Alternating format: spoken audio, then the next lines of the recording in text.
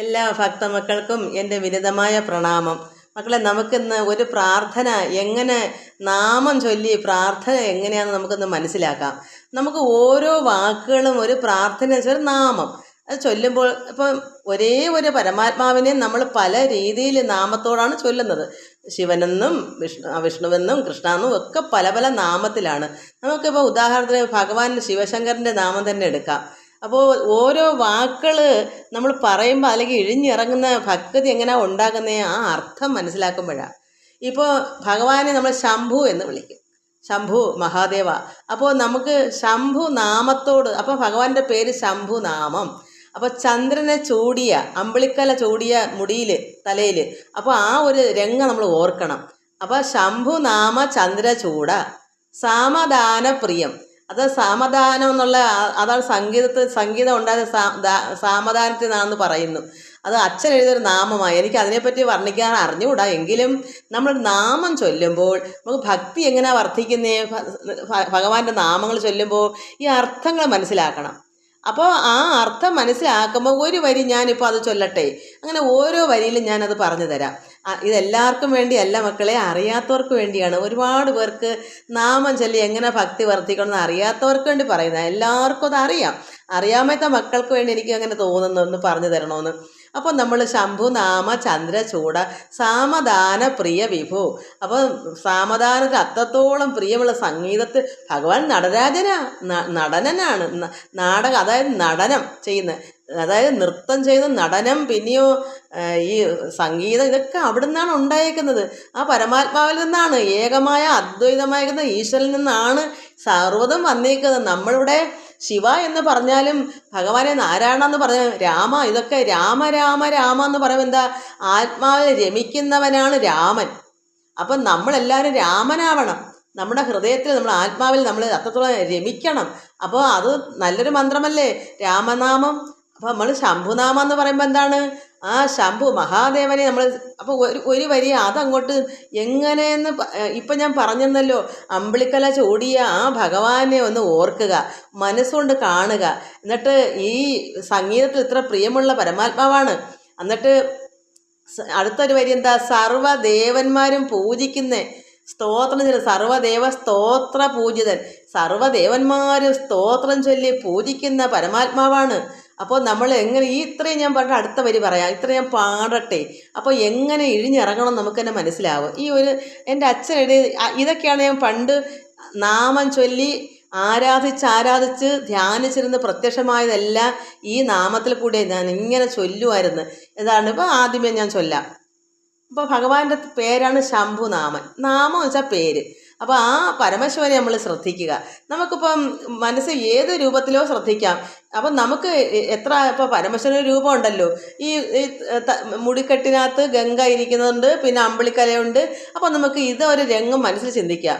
അത് നമുക്ക് എങ്ങനെ പാടുമ്പോൾ ആ മനസ്സ് അതിലേക്ക് ഇരിക്കണം.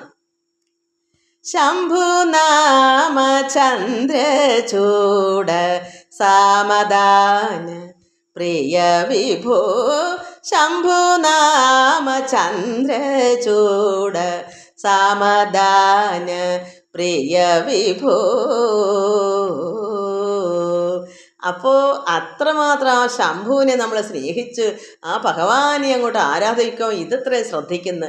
ശംഭുനാമ ചന്ദ്രചൂട സാമദാന പ്രിയനെ എന്ന് നമ്മൾ ചിന്തിക്കുമ്പോൾ ആ ഭഗവാൻ പ്രസാദിക്കാതിരിക്കൂ. അടുത്ത വരി, സർവദേവ സ്തോത്ര പൂജിത, സർവദേവ സ്തോത്ര പൂജിത സർപ്പഭൂഷണാലങ്കാര, സർവദേവ സ്തോത്ര പൂജിത സർപ്പഭൂഷണാലങ്കാര, ശംഭുനാമ ചന്ദ്രചൂട സാമദാന പ്രിയ വിഭോ. അപ്പം സർവദേവന്മാരും സ്തോത്രം ചൊല്ലി പൂജിക്കുന്ന ഭഗവാൻ സർപ്പഭൂഷണനാണ്. എന്താ ഭൂഷണം, അലങ്കാരം? സർപ്പം, അതായത് പാമ്പിനെ മാലയായി അണിഞ്ഞവനെ, ആ സർപ്പഭൂഷണ അലങ്കാരത്തോടു കൂടിയ ആ ഭഗവാനെ. അപ്പം ശംഭുനാമ ചന്ദ്രചൂടൻ, ചന്ദ്രനെ ചൂടിയ ആ പരമാത്മാവായ ശിവനെ പ്രാർത്ഥിക്കുക. ശിവം മംഗളകരമെന്നാണ് അർത്ഥം. ആ മംഗള സ്വരൂപനായിരിക്കുന്ന പരമാത്മാവാണ്, അല്ല വേറൊന്നല്ലത്. ഭഗവാൻ നാരായണ എന്ന് പറയുമ്പോൾ പരമാത്മാവാണ്, ശിവം എന്ന് പറയുന്ന പരമാത്മാവാണ്. അപ്പോൾ ഈ പരമാത്മാവായ ഈശ്വരൻ ജഗതീശ്വരൻ എന്തായിട്ട് നിൽക്കുന്നു? സർപ്പം മാലയായി അണിഞ്ഞവൻ, ചന്ദ്രനെ അണിഞ്ഞവൻ. അപ്പോൾ അത്രയും നമ്മൾ ഇഴിഞ്ഞിറങ്ങുമ്പോൾ ഈ ശ്രദ്ധയോടുകൂടി ആ പരമാത്മാവിനെ നമ്മൾ പ്രാർത്ഥിച്ചാൽ ആ ഭഗവാന്റെ കൃപ നമുക്ക് കിട്ടത്തില്ലേ? അനുഗ്രഹം കിട്ടത്തില്ലേ? നമുക്ക് പ്രത്യക്ഷമാവത്തില്ലേ? ഇനി അടുത്ത വരി എന്താണ്?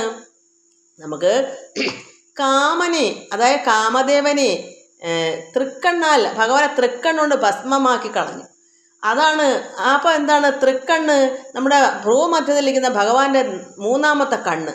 നമ്മളെ എല്ലാ ആഗ്രഹങ്ങൾ, കാമത്തിന് അത്രമാത്രം കാമമുള്ള ലോകത്ത് അതിനെ ഭസ്മമാക്കി കളഞ്ഞ് നമുക്കും ഭഗവാന് ചേരണമെങ്കിൽ നമ്മൾ ആഗ്രഹത്തെ, കഠിനമായ കാമമുണ്ട്, അതിനെയൊക്കെ ഭസ്മം ആക്കണം. അതിനൊരു സാത്വികനായ ഒരു യഥാർത്ഥ ഭക്തൻ ഇങ്ങനെ പ്രാർത്ഥിക്കണം. കാമദേഹന ലലാടനേത്ര.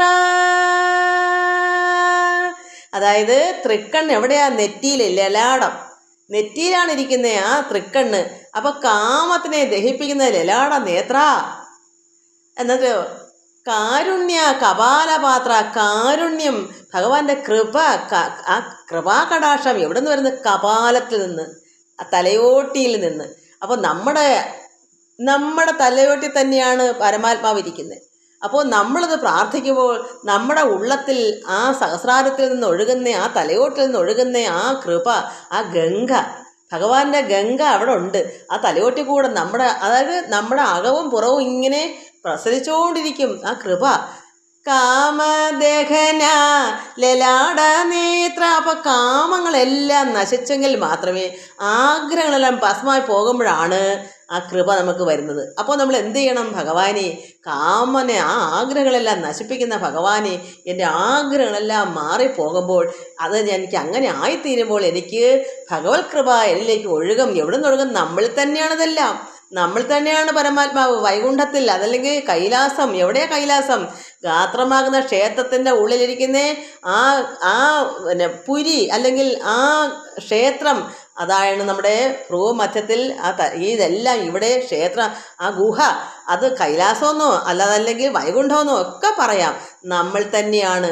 അപ്പോൾ നമ്മുടെ ആഗ്രഹങ്ങളെല്ലാം പോകണമെങ്കിൽ ഭഗവാനെ, പരമാത്മാവായ ജഗതീശ്വര പരമശിവനെ, എൻ്റെ കാമങ്ങളെ നശിപ്പിച്ചാൽ മാത്രമേ എനിക്ക് ഭഗവാനെ ഉള്ളത്തിൽ പ്രസാദമായി കണ്ടറിയാനും കേട്ടറിയാനും അനുഭവിച്ചറിയാനും പറ്റൂ. കാണാനും പറ്റും, ഇതെല്ലാം മനസ്സിലാക്കാനും പറ്റും, നമുക്ക് രുചിച്ചറിയാനും പറ്റും. അപ്പോൾ നമ്മൾ എങ്ങനെ ചൊല്ലണം? കാമദേഹന ലലാടനേത്ര, കാമദേഹന ലലാടനേത്ര, കാരുണ്യ കപാലപാത്ര, കാമദേഹന ലലാടനേത്ര, കാരുണ്യ കപാലപാത്ര, കാളകണ്ഠ കൈലാസവാസ, കാളകണ്ഠ കൈലാസവാസ, ഗൗരികാന്ത പ്രിയ വിഭോ. അപ്പോൾ കാളകണ്ഠ എന്താണ്? കാളകൂട വിഷം. പാലാഴി കടഞ്ഞപ്പോൾ കിട്ടിയ ആ വിഷം, വാസുകി ഛർദ്ദിച്ച ആ വിഷം ഭഗവാൻ സേവിച്ചു. എവിടെയെങ്കിലും വീണുപോയ സർവ്വം നശിക്കും. അതുകൊണ്ട് ഭഗവാൻ ഇവിടെ കണ്ഠത്തിലേക്ക് ഇറക്കിയപ്പോൾ ദേവി വന്ന്, പാർവതീദേവി വന്ന് ഇവിടെ പിടിച്ചപ്പോൾ ഭഗവാൻ മഹാവിഷ്ണു വായിലും പൊത്തിപ്പോൾ വെളിയിലും പോയില്ല, ഉള്ളിലേക്കും പോയില്ല. കാളകൂട വിഷമാണ് ഇവിടെ നീലകണ്ഠൻ.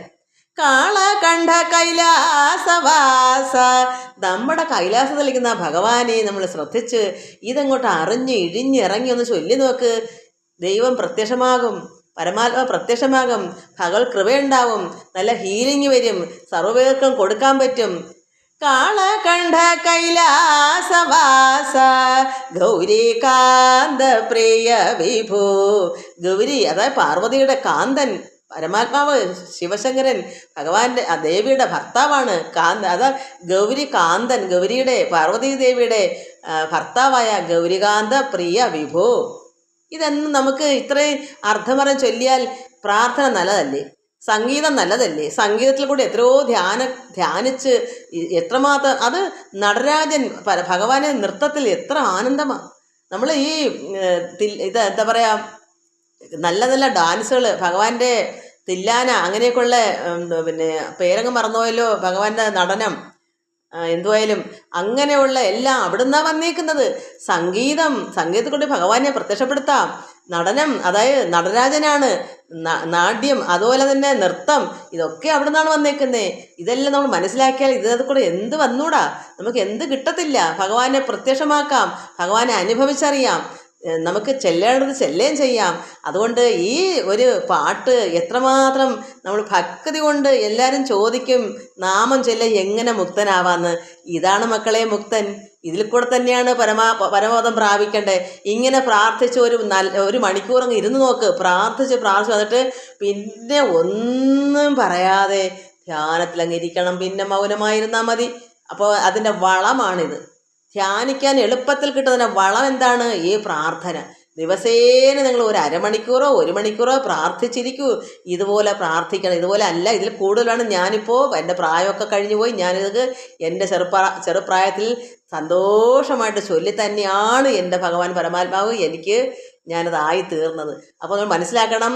എല്ലാവരും ചിന്തിക്കും, ഈ വന്ന കാലത്ത് ഇതൊക്കെ വേണോ, ഇതൊക്കെ തെറ്റാണ് പറയുന്നവരുണ്ട്. ഭാഗവത ഉടനീളം എന്താ പറയുക, കലികാലത്ത് ഭഗവാനെ പ്രീതിപ്പെടുത്തി സന്തോഷിപ്പിച്ച് ധ്യാനിക്കണമെങ്കിൽ നമുക്ക് ഇത്രത്തോളം നമ്മൾ കീർത്തനങ്ങൾ ആലപിക്കണം. അതിൽ കൂടി നമ്മൾ പരമാനന്ദം അനുഭവിച്ച് ഒരു അനുഭവമാണ്. അത്രമാത്രമാണ് നമുക്ക് നാമം. ഈശ്വരൻ അത്രത്തോളം നമുക്ക് പുകഴ്ത്തി വാഴ്ത്താം. എന്താ ഇതൊരു പുകഴ്ത്തൊക്കെ അല്ലേ? ശംഭുനാമ, ചന്ദ്രചൂട, സാമദാന പ്രിയനി, അതുപോലെ തന്നെ ലലാടത്തിൽ നെറ്റിയിൽ ആഗ്രഹങ്ങളെയൊക്കെ ഭസ്മീകരിക്കുന്ന ഭഗവാൻ തൃക്കണ്ണിനെ നമ്മൾ പ്രാർത്ഥിക്കണ്ടേ? അപ്പം നമുക്കുള്ള ആഗ്രഹങ്ങളെല്ലാം വെടിയാ അതുപോലെ പറയാതിരുന്നാൽ എങ്ങനെ പോകും? ഭഗവാനെ എൻ്റെ ആഗ്രഹങ്ങളെ നശിപ്പിച്ചു തരണമേ, എനിക്ക് വലിയ ആഗ്രഹങ്ങൾ പാടില്ല, എനിക്ക് ഈ ലോക ചിന്ത എനിക്ക് കുറയ്ക്കണം, എനിക്ക് ഭഗവാൻ ചേരണം. അതുകൊണ്ട് കാമദേഹന ലലാട നേത്രം കണ്ണ്, ലലാടത്തിൽ നെറ്റിയിലെ തൃക്കണ്ണ്, കാരുണ്യ കപാലപാത്ര, കാരുണ്യം കൃപ, ആ കൃപാകടാക്ഷം, ആ ഭഗവാന്റെ തലയോട്ടിയാണ് കപാലം. കപാലത്തിൽ കൂടെ കാരുണ്യ, ആ പാത്രം നമ്മളിലേക്ക് വീഴട്ടെ, ആ കൃപ നമ്മളിലേക്ക് ഒഴുകട്ടെ. കാരുണ്യ കപാലപാത്ര കാളകണ്ഠ കൈലാസവാസ, കൈലാസത്തിലിരിക്കുന്ന പരമാത്മനെ ഒന്ന് ചിന്തിച്ച് പ്രാർത്ഥിക്കൂ, നമുക്ക് പ്രത്യക്ഷമായി കാണാം. കാളകണ്ഠ കൈലാസവാസ ഗൗരീകാന്ത പ്രിയ വിഭോ ശംഭുനാമ ചന്ദ്രചൂഡ സാമദാന പ്രിയ വിഭോ. അപ്പോൾ ഇത് ഇങ്ങനെ അർത്ഥമറിഞ്ഞ് ഇഴിഞ്ഞിറങ്ങുന്ന ഭക്തിയോടുകൂടി ഇതൊക്കെ ഉണ്ടാണെങ്കിൽ നമ്മുടെ എല്ലാ പ്രവൃത്തികളും സൽക്കർമ്മങ്ങളായിരിക്കണം. എല്ലാം നമുക്ക് ഒത്തുവരണം. എന്നാലേ ഭക്തിക്ക് ഇങ്ങനെ ഇരിക്കാൻ നമ്മുടെ അത്രമാത്രം ഹൃദയശുദ്ധി വേണം. വേണ്ടാത്ത ചിന്തകളൊക്കെ കളയണം. അതിന് ഭഗവാനെ പ്രാർത്ഥിച്ച് നമ്മുടെ ഉള്ളം പവിത്രമാക്കണം. ഇങ്ങനെ പ്രാർത്ഥിച്ചാൽ മാത്രമേ നമ്മുടെ ഉള്ളത്തിലെ ചീഞ്ഞഴുകിയ, അതായത് ദുഷ്ചിന്തകൾ, അസൂയ, കുശുമ്പ്, ഇതൊക്കെ അതാണ് കാമദഹനം എന്ന് പറയുന്നത്. അതിൽ നമ്മുടെ ഹൃദയം ശുദ്ധമാകും. അത് പ്രാർത്ഥനയിൽ കൂടിയാണ് നമുക്ക് ശുദ്ധമാകുന്നത്. അങ്ങനെ നമ്മൾ ഹൃദയശുദ്ധിയുള്ള ഒരു പിഞ്ചു കുഞ്ഞിൻ്റെ ഹൃദയമായി വരുമ്പോൾ ഈ പ്രാർത്ഥനയും എല്ലാം ഒത്തു വരുമ്പോൾ നമുക്ക് ഭഗവത് കൃപയും വരും, ഭഗവാനെ പ്രത്യക്ഷമാക്കുകയും ചെയ്യാം. ഇതാണ് എനിക്ക് എൻ്റെ മക്കളോട് പറയാനുള്ളത്. അത് എനിക്ക് പറയാതിരിക്കാൻ പറ്റത്തില്ല. അതുകൊണ്ട് ഞാൻ പറഞ്ഞതാണ്. എല്ലാവർക്കും നമസ്കാരം. ഹരി ഓം, ഹരി ഓം, ഹരി ഓം.